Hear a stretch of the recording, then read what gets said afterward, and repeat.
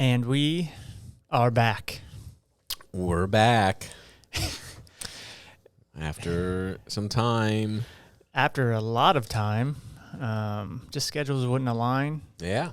Your hair is now we totally gone. What are you talking about? It is definitely hot in Florida, and I'm guessing you just couldn't take it. It's getting to me. It was time. My neck was hot. Turning older. It's a mid-30s life crisis. Yeah, it's a lot to handle. I just couldn't take it anymore. I forgot how easy life is with no hair.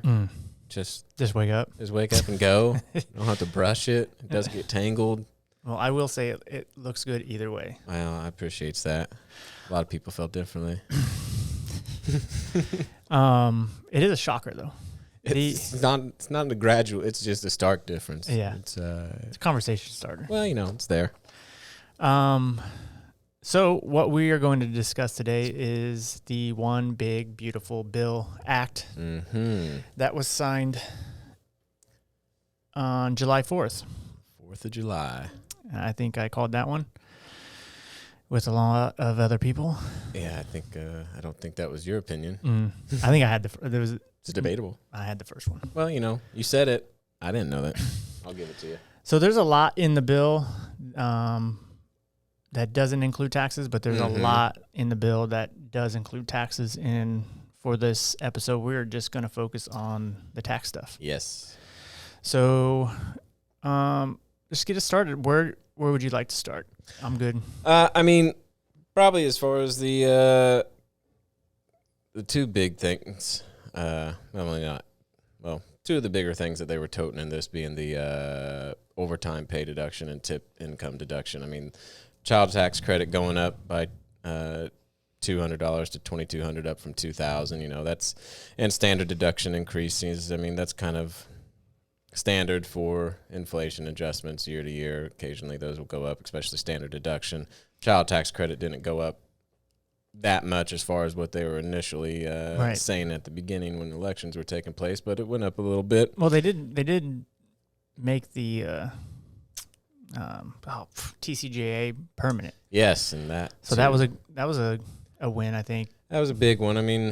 That would have really kind of changed a lot of things from the prior years once that you would have went place. back to the exemptions and everything. Back to the personal exemptions, back to a lower standard deduction, and a few other things that are included in that. So that was a good thing as far as keeping year to year probably consistent, not having any major kind of rewrites as far as creating the tax software or even prepping taxes. So that was a good one.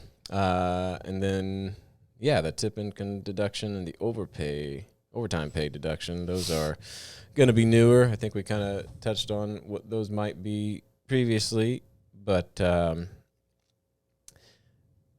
it's not, as far as the overtime pay deduction, not as huge as maybe I should have realized it was going to be as far as what's exactly allowed for it. Being the limit of it being $12,500 for single individuals and $25,000 for married individuals. But I think the bigger thing is... So not all overtime pay. Yeah, not all overtime. And the main thing that I guess I should have probably thought about initially thinking this and seeing this, it's not just all overtime pay in general. It's limited to the fact of what is over your standard rate of pay per hour. So I think one of the examples would be, if your base rate of pay is $20 an hour and your overtime rate of pay is $30 an hour, you only get the $10 deduction for each hour. So that whole $30 pay is not deductible towards your overtime pay deduction. So how do you think this is going to be laid out? Like, are they just going to have a line item on the W-2? Ideally, that would be the easiest way if maybe that was incled. I don't think that's decided, right? Yeah, I think that's probably going to be. And up can we in the pause air. for a minute? Because you didn't even say anything about this amazing outfit I have on today. Are you wearing something? Something different from what you're normally wearing? This is the official CrossLink jersey. Ah. And you can only see these at trade shows or if you watch this pod. Yeah. So notice how I didn't get one. That's cool. I'm not offended by that. Didn't get the memo or get a shirt. So yeah. So if you see us at the trade shows and you see us in these, then stop by the booth. Come talk to us. Absolutely. All right. Back to the show. But yeah, so as far as that, if you work like using that kind of $20, $30 example, if you worked 5 hours of overtime, only that additional $10 per hour, so you'd be entitled to, a $50 deduction on that end instead of the full that $150 for the additional 5 hours. But as far as how it's going to show up on if it's going to show up on the W-2, I would sure hope so. But then again, how accurate is that going to be? This is going to be the first year of it. And they haven't said anything that I've seen as far as a specific date of it, like how it is. Because it does phase out. Yeah, so if it's like 150, 300. AGI of 150 for singles and 300 for married filing joint. Right now, I assume it's for the full year. I haven't seen anything saying like on all overtime pay starting after July 4th, I thought I saw, maybe that was the tip income. There was a date on that one, but I would assume it would be everything from this year. Yeah, that'd make it more simple. But as far as like companies tracking this and getting that in there accurately on the W-2, that's another thing. So it'd probably be maybe a good thing as far as the individual taxpayer to see if there's a way to track how many hours of overtime they earn for the year and kind of have that number for the preparers that if it is on the W-2, that they could then compare it, make sure it's accurate, if it's more or if it's less. But I thought that was kind of interesting. I didn't really think about it too much in that aspect, which I probably should have realized that it would be just only the difference in your normal hourly rate versus your overtime rate that would be deductible towards it. So you were saying like the 30 would be deductible instead of the 10. When I initially heard it, that's kind of what my initial thoughts went to, not thinking any deeper on it, but that makes sense. They're doing it that way. There's always ways that they're trying to maybe limit it in a factor, but it's definitely going to be playing a part in this year. Something to keep an eye on as far as, is it going to be on the W-2? Is it going to be on the taxpayer themselves to kind of track? It'd be kind of good if it was in both aspects, at least for the taxpayer themselves to have an idea of how many hours it was, to try to figure that out if it is on their W-2, to make sure it is reported correctly, whether they're not shorted some amount that they could be entitled to be deducted. That would be the easiest way. Yeah, but it might be. And then software companies just take that line item and deduct it, and here we go. That'd be the smoothest way. And then people complain about how that number is not correct. Exactly. But it's going to be probably a reduction in their taxable income and figuring out their tax liability off that. So it's definitely going to be a boost for some individuals that have overtime hours, and especially in the tip income department too, which that amount is a little bit higher. The 25? Up to 25,000. And I assume maybe it's going to probably be somewhat treated in the same way, but I don't know if I would think still like cash tips mostly would need to be tracked by the taxpayer. So I don't know if those would necessarily show up on the W-2 or as easily as tracked as like credit card tips and such. Yeah, it'd be interesting how that unfolds. So we'll just have to pay close attention to those two deductions going forward. I'm sure we'll be able to talk about them on later pods as more information comes out as it kind of gets more figured. And it's again, this tip income deduction, I believe, is going to work similar to the overtime pay deductions. There's going to be a line item that reduces their taxable income and figuring out their tax liability. So both of those are going to play a good part in creating some additional refunds or additional benefits for individuals throughout the year. Another thing I saw was the senior deduction. Yeah. So it's a $6,000 exemption. Yeah, which is pretty substantially up from what was the number, $1,350 to $1,500 or $1,600. Yeah. So yeah, 16. Yeah, that made it's going to be noticed for sure. Yeah, that's quite a bit of jump there, which will be nice for those individuals, really. But yeah, that's one of the ones that, as far as, you look at your standard deduction, that kind of increase is comparable year this over just year. Adds it to your standard, correct? It's an addition to, yeah. Mm-hmm. So, and that one also begins to phase out. Yeah, it looks 75,000. 75 for single individuals and 150,000 for joint couples. So moving on, let's move on. This one. This one's the qualified car loan interest deduction. Yeah, it's a new deduction for vehicles, personal use vehicles. Yes. And it looks like it has to be final assembly must occur in the United States. Mm-hmm. You can get this deduction without having to itemize on a Schedule A. And we do start to phase out at $100K, $200K for married filing joint.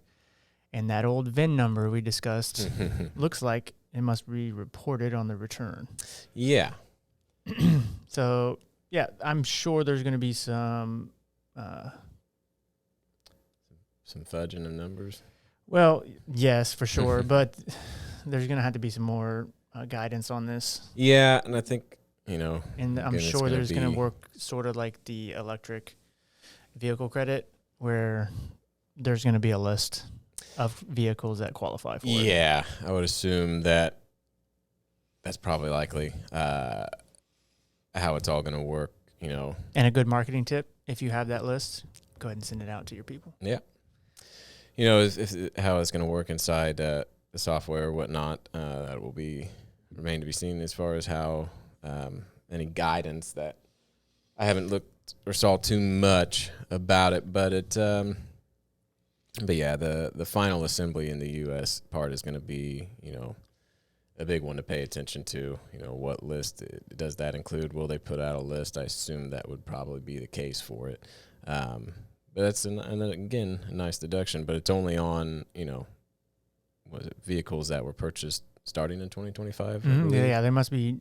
New vehicles. Well, it says it must be new and for personal use. Yes. So the deduction is up to $10,000. Yeah. It's just on the interest paid on these loans. Yeah, so that'll be. Again, that's a nice addition to the deduction. Nice that it's not having to be for individuals who itemize. Mm-hmm. It's allowed for outside of that. So I would look to see that that's probably going to be pretty common occurrence that people will see coming up this tax season. And that's what I noticed. A lot of these, they were all, you don't have to itemize to get them. Mm-hmm. So it's going to touch a lot of people. Good on that one? Yeah. What? Nothing. Okay. The salt. Yeah, that's increased substantially up from, was it 10,000 to now 40,000 for 2025 to 2029. What does it say? So it will decrease until it reaches 10,000 after that. Once the taxpayer's AGI reaches 500,000. It also says it's going to increase annually by 1%. The limit and the limit and phase out limit. So, yeah, that's again, that's SALT, state and local taxes. So that's a number that's been stuck at 10,000, I think, for quite a while. Right. So it's a good increase in that, and I think that will probably likely change the amount of people who can actually itemize now, given that figure has increased, pretty substantially. Yeah.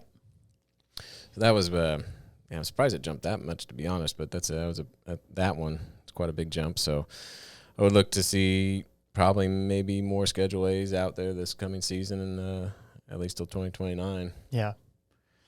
Moving to the clean vehicle credit expiration. Yeah. If you haven't had an electronic device in your face and seen Elon upset about it, but it looks like it's going to expire September 30th, 2025. So any vehicles purchased after that date will not qualify for the clean vehicle credit. Yeah, that one, kind of a surprising cut there. But yeah, so that'll be another thing, again, to watch out for you as you're preparing, to make sure when those vehicles were exactly purchased, if they were purchased this year. Because again, that September 30th cutoff, after that, you buy one of those clean vehicles, you don't get the credit. But you may get the interest credit. True that. See?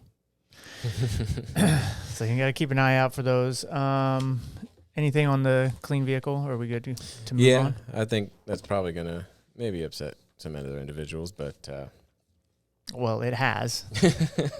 Got them fired up. Yeah. The adoption credit.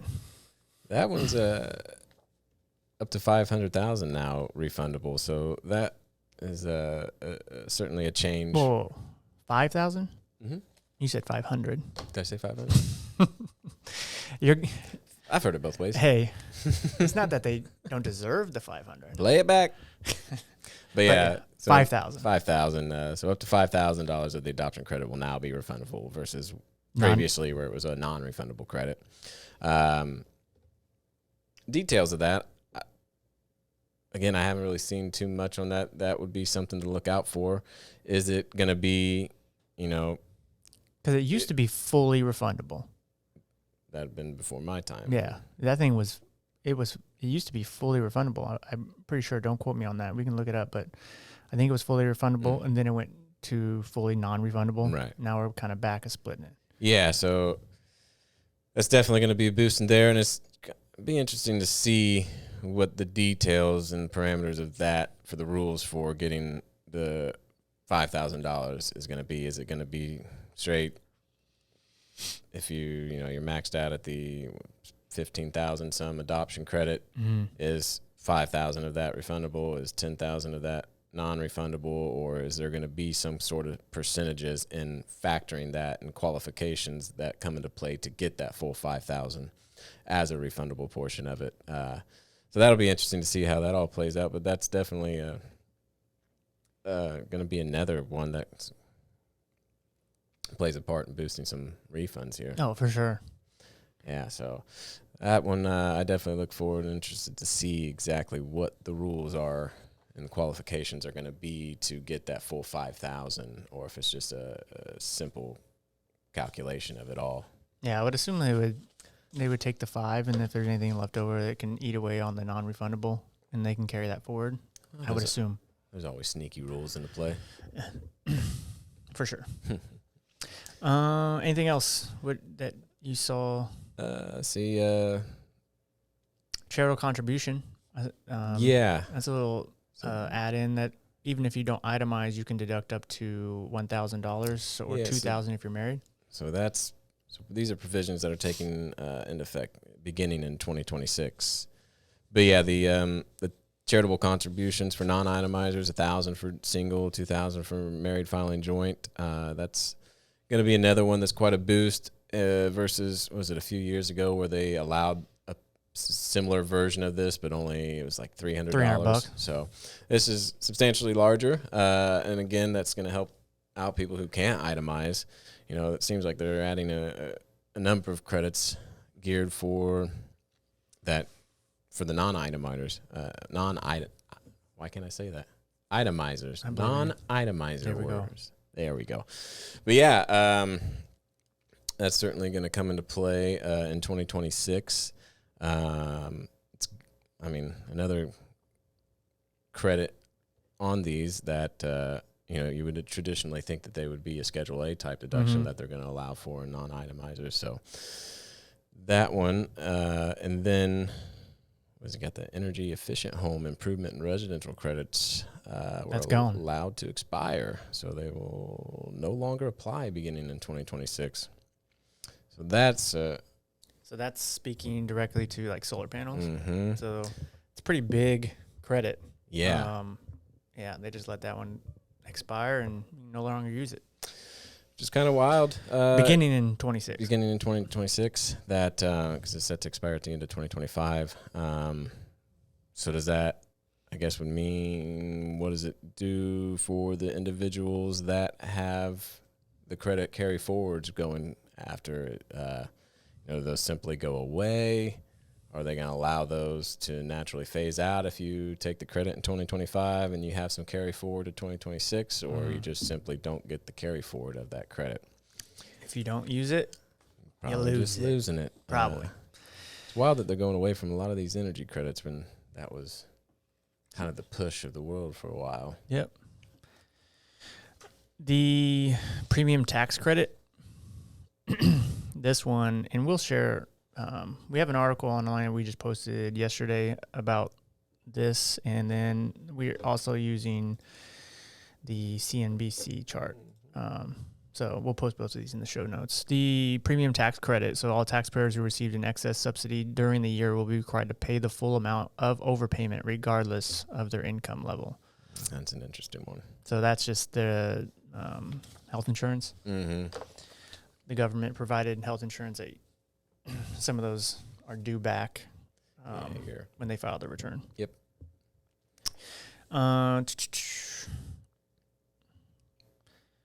Let's see. We got the child independent care. Mm-hmm.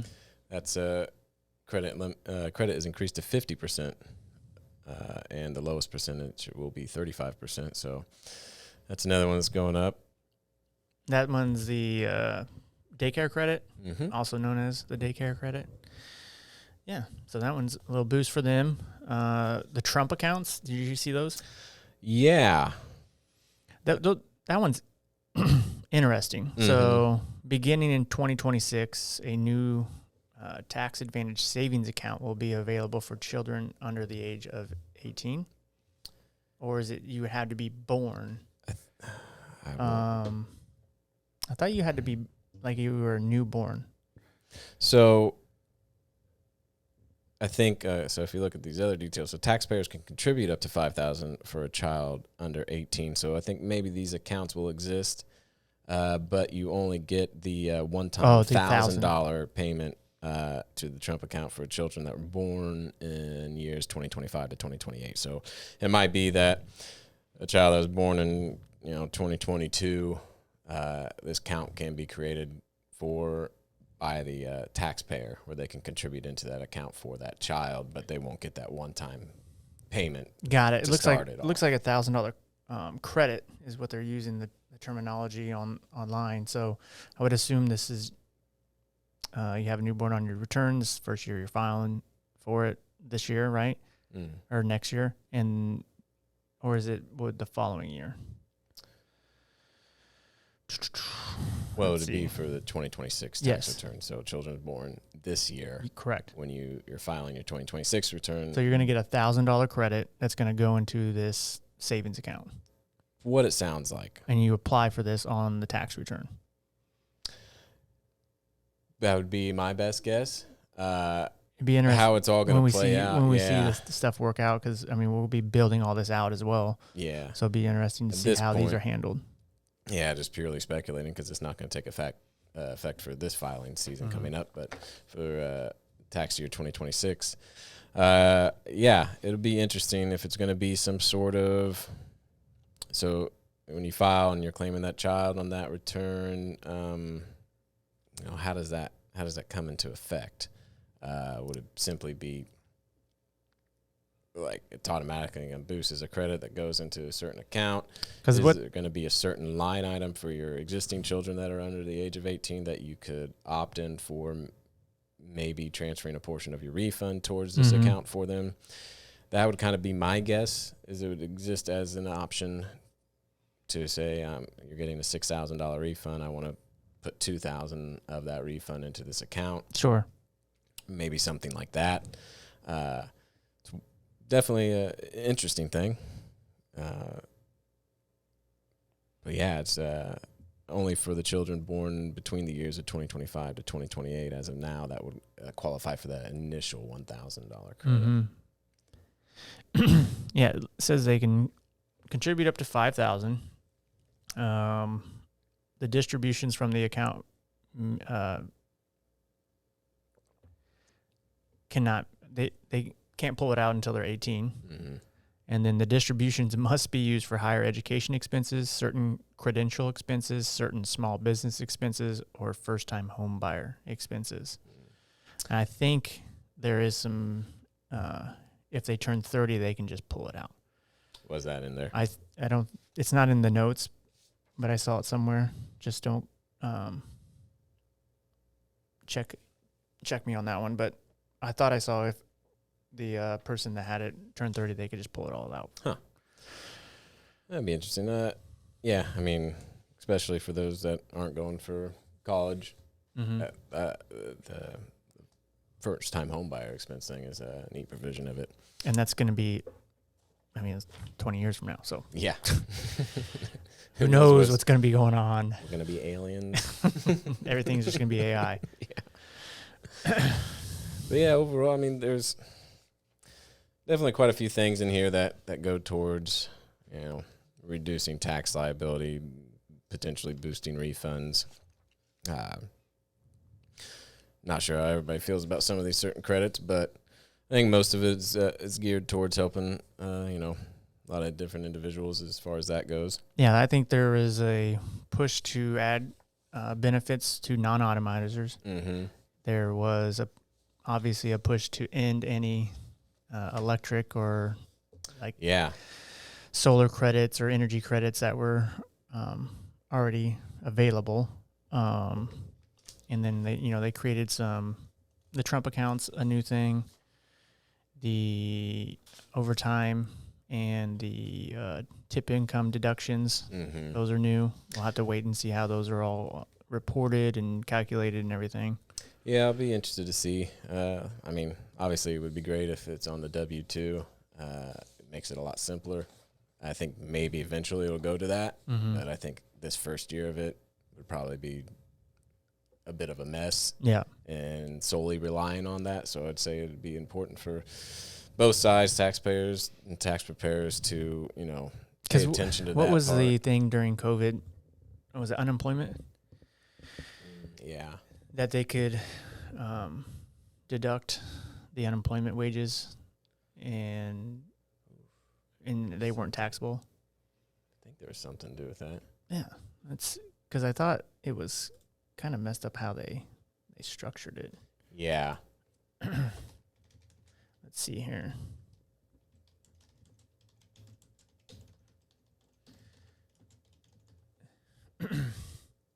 Because I remember during that time, the unemployment compensation.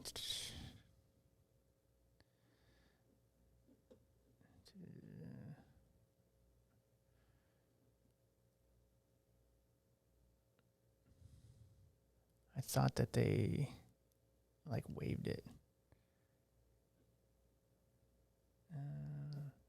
Goes up to $10,200. Right here. Yeah. Exclusion, on your 2020 taxes up to $10,200 was made non-taxable. I thought the way that they did it was difficult. I think that's hard to remember now. Wow. There's something I think that was screwy with it, just being in the first year, getting those out and reporting them correctly. I think that was a bit of an issue with that. So I would look to see probably this year for some companies, definitely, that might have a lot of employees that do overtime, getting those figures correctly. I think especially this first year. Yeah, payroll professionals are going to have to do some work. They might not have something exactly put into place. Not that they don't do work. Right. That would make it a smooth, fully accurate system maybe in this year, and then maybe next year it's a lot smoother and the numbers on the W-2 are accurate. So I would definitely probably think that this year's a good year to pay attention to those numbers to make sure, A, they're right, and not underreported would be the main concern. Yeah, I think my best case scenario would be it comes on your W-2. Mm-hmm. You just, as long as you report that W-2 correctly, software providers are going to base it off that line item and deduct it automatically, and we're moving on. In an ideal scenario. That's ideal. Realistically, it's probably going to have. I'm probably missing something that a little bit of issues with it this year, but definitely some cool little things, different things that will have to be paid attention to. But yeah, I would expect the tip income, overtime pay deduction, the qualified car loan interest, the expiration of the clean vehicle, the purchase date limitations to that. Definitely going to come into play a bit this year as far as things to look out for and pay attention to and make sure that they're reported accurately. Yeah. Yeah, that was it's a longer pod today. There's a lot to go over in this bill. Mm-hmm. There's more to follow on this. Yeah, and especially the additionals that are coming in the following tax season. So, but yeah, I think that's enough on this today. We'll talk more about it on later pods. Mm-hmm. Hopefully we can get in here and discuss some more things. In-house, we're going through trade show seasons right now. So the last week was the IRS Chicago show. It was a good one. We're going to Taxposium, NATP organization, Taxposium. That's their big conference. I think it's a couple weeks, and then we go into like New Orleans and Baltimore IRS shows. So there's a lot going on this summer. Super hot in Florida, as you can tell. Tanner's new haircut. Freaked out, panic moment. Got rid of it. My head is cold, but getting used to it. And then and then we can start gearing up for next tax season. We're already gearing. It's already looming. We're already geared up. It's looming over me. It's coming. It's already July. Another thing would be from especially these deductions is how the states handle them. Yeah, that's going to be another interesting aspect, and especially with the overtime and tip income deduction, what I've seen doesn't look like initial people's thoughts on it that a lot of states will follow suit. Yeah. Well, I think that I know a guy who will know if they do. Yeah. Yeah. I'm looking for that. Yeah. And it's a big deal. So yeah, we'll have to keep everyone updated on those, how they fall out. So yeah, more will be coming as we get closer. All right, man. Well, thanks for joining me one more time on this. You got it, dude. More to follow. See you next time. See ya.